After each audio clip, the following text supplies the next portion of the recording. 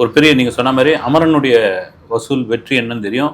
ஒரு 300 கோடி விங்குக்குள்ளே வந்த ஒரு ஹீரோவுடைய படம் அடுத்த படம் எப்படி ஒரு கொண்டாட்டமான படமாக இருக்கணும்.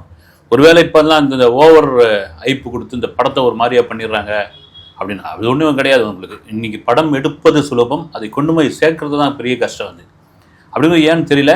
நான் கேள்விப்பட்டது என்னென்னா இந்த படத்துக்கு இந்த ஆடியோ லான்ச்சே முதல்ல நேரு இண்டோர் ஸ்டேடியத்தில் தான் முடிவு பண்ணி வந்திருக்காங்க.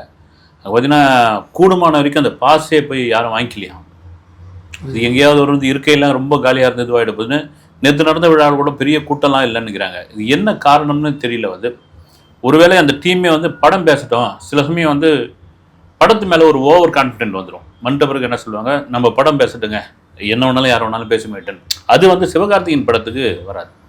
ஏன்னா இது சொல்கிறதுக்கான காரணம் என்னென்னா, இன்றைக்கு விஜய் அஜித் ஒவ்வொரு பக்கம் இருக்கும்போது ரஜினி கமல் இன்னொரு பக்கம் அவங்க நடிச்சுட்டு இருக்கும் பொழுது இந்த இடம் தமிழ் சினிமாவில் அடுத்த விஜய் யார், அடுத்த அஜித் யார் நடிச்சிட்டு இருக்காங்க, ரைட்டு, அந்த இடத்த யார் பிடிக்க போகிறாங்க அப்படின்ற ஒரு கேள்வி.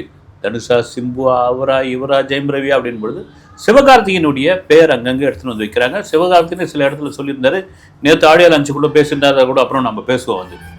இப்போ இந்த மதராசி படத்துக்கு நாம் விசாரிச்ச வகையில் பார்த்தீங்கன்னா ப்ரொடக்ஷன் தரப்பில் ஒன்றும் பெரிய ஐப்பெலாம் கொடுக்க வேண்டாங்க, நம்மளுக்கு கண்டென்ட் சூப்பராக வந்திருக்குது, நீங்கள் பாருங்கன்னு சொல்லிட்டதாக ஒரு தகவல்